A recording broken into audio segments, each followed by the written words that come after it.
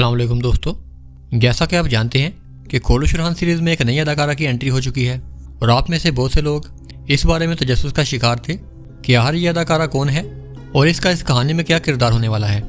अपने गुज़िश्ता वीडियो में हम इस किरदार की बुनियादी मालूमात तो आपको फराहम कर चुके हैं, लेकिन आज की इस वीडियो में हम मज़ीद डिटेल्स के साथ आपको बताएंगे कि क्या वाकई ये स्पोर्चा खातून है और इसका ओरहान गाजी से क्या रिश्ता होने वाला है। मज़ीद बना रेटिंग्स के बारे में भी हम आपको थोड़ी सी तफसील बताएंगे कि ये कैसे काम करती है और AB रेटिंग और टोटल रेटिंग में क्या फ़र्क है। इसके साथ साथ आने वाली किस्त की कहानी के बारे में भी हम आपको कुछ मालूमात फराहम करेंगे कि आने वाले एक साथ में क्या वाक़यात रूनुमा होने वाले हैं। तो चलिए वीडियो का आगाज़ करते हैं। तो दोस्तों, सबसे पहले बात कर लेते हैं कोलुश रहान में आने वाली नई अदाकारा की। तो हम आपको बताते चलें कि इस अदाकारा का नाम महव चांदार है और ये वही बासलाहित अदाकारा है जो इससे पहले TRT पर नशर होने वाली सीरीज़ तैमली मुसाफिर में दिलारा का मरकज़ी किरदार अदा कर रही थी, जो कि हल्की फुल्की नोयत की एक कॉमेडी सीरीज़ थी। दिलचस्प बात यह है कि जिस वक्त ये सीरीज़ अपने इख्तिताम को पहुंची उसके सिर्फ एक दिन बाद ही महव चांदार ने कोलुश रहान सीरीज़ को ज्वाइन कर लिया। इब्तदाई खबरों में यह बात सामने आ रही थी कि महव चांदार को अभी सिर्फ इस किरदार की पेशकश की गई है और उन्होंने अभी तक कोई भी हतमी फैसला नहीं किया। लेकिन महव के इस सीरीज़ में आने से सिर्फ एक दिन पहले उन्होंने अपने इंस्टाग्राम पर कोलुश DDC को टैग करके एक स्टोरी शेयर की जिसमें वो बाकायदा सेट पर मौजूद थी और नीचे टर्किश ज़बान में एक जुमला लिखा था जिसका मतलब है आई फाउंड इट नाइस, यानी कि मुझे ये जगह पसंद आई। उनकी इस स्टोरी के बाद ये खबर पूरे सोशल मीडिया पर फैल गई और उसके सिर्फ चंद घंटों के बाद ही जब कोलुश रहान की किस्त नंबर 6 का तीसरा ट्रेलर नशर हुआ तो उनकी धमाकेदार एंट्री ने सबको हैरान कर दिया। अब बात कर लेते हैं कि वो इस सीरीज़ में कौन सा किरदार अदा करेंगी। तो दोस्तों, जैसा कि हम आपको इससे पहले भी आगाह कर चुके हैं कि वो इस सीरीज़ में स्पोर्चा खातून का नहीं बल्कि नीलोफर खातून की सौतेली बहन डेफने का किरदार अदा करेंगी, जो कि इब्तदाई तौर पर एक विलन का किरदार होगा। और जैसा कि आपने ट्रेलर में देखा होगा कि ओरहान बे और नीलोफर खातून इज़नीक शहर के लिए रवाना होंगे। तो जैसे ही वो इज़नीक शहर में पहुंचेंगे तो डेफने शहनशाह एंडोनिकोस के साथ उन दोनों का इस्तकबाल करेगी। इसके अलावा दोस्तों, अगर आपने 2012 में पाकिस्तानी चैनल A+ पर नशर होने वाली सीरीज़ उम्मीद की कहानी देखी है तो आपने डेफने और फ्लाविस को उस सीरीज़ में भी देखा होगा। जी हाँ दोस्तों, शुक्र और जिल्दिस जो कि कोलुश रहान में फ्लाविस का किरदार अदा कर रहे हैं, उम्मीद की कहानी में वो मरकज़ी किरदार अदा कर रहे थे और महव चांदार उस सीरीज़ में भी उम्मीद की सौतेली बहन का किरदार अदा कर रही थी और वहाँ भी इसका किरदार काफ़ी हद तक विलन नोयत का था। और अब इत्तेफाक की बात यह है कि ये दोनों अदाकार फिर से एक साथ कोलुश रहान सीरीज़ में काम कर रहे हैं और महव चांदार इस दफ़ा उम्मीद की सौतेली बहन की बजाय नीलोफर खातून की सौतेली बहन का किरदार अदा कर रही हैं। इसके अलावा जैसा कि आप जानते हैं कि हमने पिछली वीडियो में कुछ अहम इंकशाफात किए थे और आपको बताया था कि आने वाली चंद एक साथ में क्या वाक़यात रूनुमा होंगे। और आपने देखा होगा कि पिछली किस्त का सिनेरियो बिल्कुल उसी तरह से लिखा गया था जैसा कि हमने आपको आगाह किया था। नंबर 1, हमने आपको बताया था कि उस्मान बे की वफ़ात सीज़न के आखिर में नहीं बल्कि जल्द ही दिखा दी जाएगी। साथ ही हमने ये भी वादा किया था कि फ्लाविस के तीर से उन्हें कोई नुकसान नहीं पहुंचेगा बल्कि उनके सामने फातिमा आ जाएगी और ये तीर फातिमा को लगेगा और बाद में वो भी उस खतरनाक तीर से बच जाएंगी और उससे भी कोई जानी नुकसान नहीं पहुंचेगा। नंबर 2, हमने आपसे ये कहा था कि खवातीन के इख्तियारात वापस नीलोफर खातून के पास आ जाएंगे। तो आपने देखा होगा कि जब मलहून खातून और नीलोफर खातून आपस में बात कर रही थी तो मलहून खातून ने नीलोफर खातून से कहा था कि आपसे तमाम इख्तियारात तुम्हारे पास होंगे। नंबर 3, हमने आपको बताया था कि गोंचा खातून को जब यह मालूम हो जाएगा कि वो हमल न ठहरने वाली दवा इस्तेमाल कर रही हैं तो वो इसका इस्तेमाल बंद कर देंगी।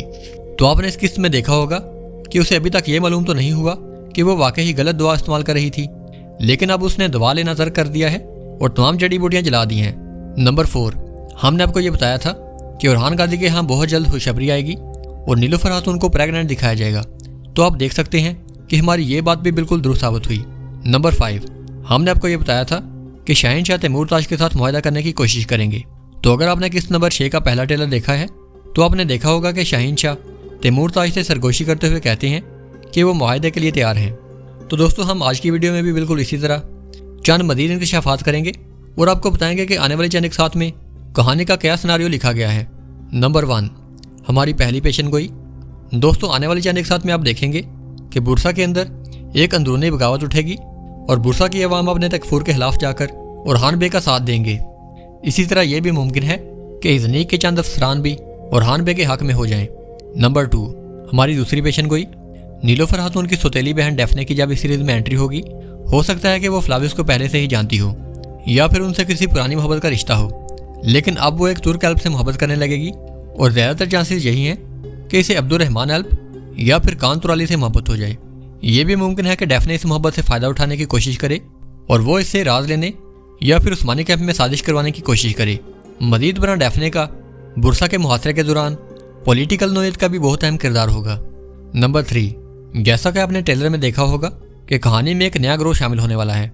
इस बात के इम्कानात हैं कि ये ग्रोह उसी बाज़ंतिनी शहजादी डैफने के मातहत हो जो बाज़ंतिनियों के साथ मिलकर उरहान गाजी को कमज़ोर करने, तुर्कों में फितना डालने और अनातोलिया में सियासी अदम इस्तेकाम लाने की कोशिश करे। ये एक नए किस्म का कातिल ग्रोह होगा जो कि तारीखी तौर पर 1098 से लेकर 1300 और उसके बाद भी सलीबी जंगों में मुकद्दस मुकामात की हिफाजत के लिए बनाया गया था। और तारीखी तौर पर ये लोग नहायत मुनज़्ज़म, जंगी तरबियत याफ्ता और खुफिया मनसूबा साज हुआ करते थे।